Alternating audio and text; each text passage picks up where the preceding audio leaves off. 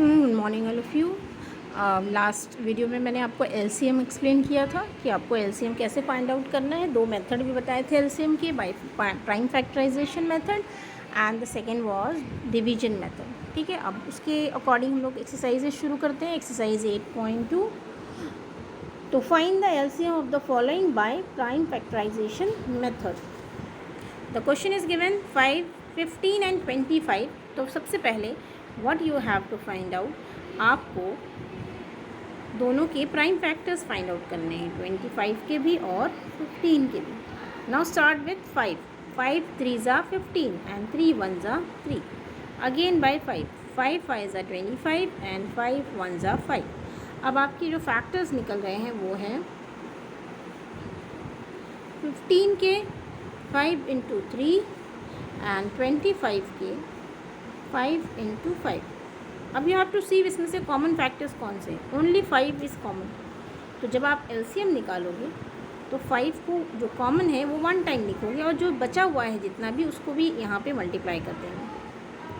5 3 ज़ा 15, 15 5 ज़ा 75, 15 5 ज़ा 75। तो योर आंसर ये 75। तो आपका एलसीएम क्या है 75, यानी 75 जो है वो 15 के भी टेबल में आता है और 25 के भी टेबल में आता है। नाउ सीधा नेक्स्ट क्वेश्चन, यहाँ पे आपको 3 नंबर्स दिए हैं 20, 25 एंड 40। तो 1 बाय 1 हम लोग LCM prime factors find out करेंगे। पहले 20 के, फिर 25 के और लास्ट में 40 के। ठीक है, अब 20 है तो 2 से स्टार्ट करते हैं। 2 1 ज़ा 2, 5 ज़ा 10, 5 1 ज़ा 5। 25 है तो 5 से, 5 5 ज़ा 25 एंड 5 1 ज़ा 5। अब इसको 2 से करते हैं। 2 2 ज़ा 4 एंड 0 ऐसे उतार देंगे। 2 1 ज़ा 2, 5 ज़ा 10 एंड अगेन 5 1 ज़ा 5। अब लेट्स सी द फैक्टर्स। आपके कॉमन में सिर्फ यही है एक 5, this is 5 and this is 5। अब ये 2 भी कॉमन है दोनों में, ये 2 कॉमन है। ठीक है, तो आप यहाँ पे देखो फैक्टर्स लिखे हुए हैं, can see here 2 into 2 into 5, 5 into 5 and 2 into 2 into 5।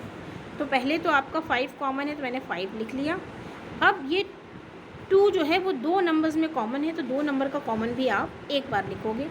ये मैंने 2 2 लिख लिया। ठीक है, अब बचा क्या, अब बचा यहाँ का एक 5 और यहाँ का एक 2, जो कि मैंने यहाँ पे भी लिख लिया है। अब जब मैं इनको मल्टीप्लाई करूँगी, 5 2 ज़ा 10, 10 2 ज़ा 20, 25 ज़ा 100 एंड 100 2 ज़ा 200। तो आपका एलसीएम आ रहा है 200। ठीक है, तो कैसे कॉमन निकालना है, आप पहले 5 जो कि तीनों में कॉमन है, फिर ये 2 जो कि 2 नंबर्स में कॉमन है और लास्ट में जो भी आपके नंबर्स बच गए, देखिए ये बच गया, तो सबको मल्टीप्लाई करना है इन अ प्रोसेस। ठीक है, now start the new one. 75, 125 and 225। तो इसका एलसीएम यहाँ पे दिया है, यू कैन सी हियर। 75 का एलसीएम निकाला है 3 2 ज़ा एंड 3 5 ज़ा, देन 5 5 ज़ा एंड 1। उसके बाद 5 से इसको भी 125 को किया है एंड 3। तो दीज आर द इसके आपके फैक्टर्स हैं, prime factors 3 5 and 5, 5 into 5 into 5, 3 3 5 5। अब कॉमन निकालोगे जब, तो ये देखिए ये 5 कॉमन है। ठीक है, उसके बाद ये 3, देखिए ये 5 कॉमन है। उसके बाद ये 3 कॉमन है, देखिए बचा क्या 5 इंटू 3। तो ये 5 को आपने एक बार लिखा जो कॉमन है, ये 5 को आपने एक बार लिखा जो कॉमन है। ये 3 जो मैंने सर्कल किया है उसको भी आप 1 टाइम लिखोगे बिकॉज इट इज़ कॉमन। और रेस्ट ऑफ द नंबर्स जो कि बच गए हैं 5 और 3, उसको भी आप 1 टाइम लिखोगे। अब सबको मल्टीप्लाई करने के बाद you will get the answer 1125, जो कि आपका एलसीएम है। यानी 1125 75 की टेबल में भी आएगा, 125 की टेबल में भी आएगा और 225 की टेबल में भी आएगा। Now see the next question here, find the LCM of the following by division method. अब डिवीजन मेथड है, यानी आपको अलग अलग से प्राइम फैक्टर्स नहीं निकालने हैं, एक साथ करना है। जैसे कि यहाँ 50 है और 65 आपको एक साथ करना है, इसमें आपको कोई कॉमन नहीं निकालना है। This method is easy.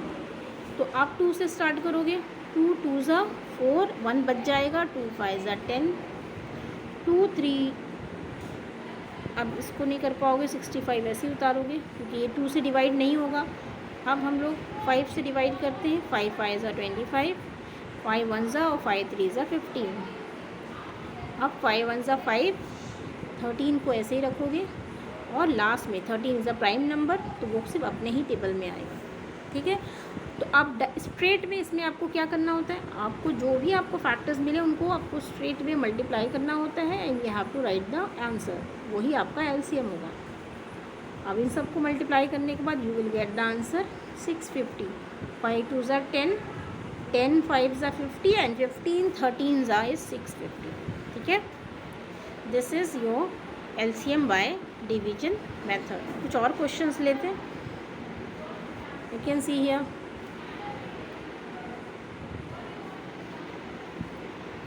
25 है, 35 45, तो पहले 5 से ही किया है, 5 5 ज़ा 25, 5 7 ज़ा 35 एंड 5 9 ज़ा 45।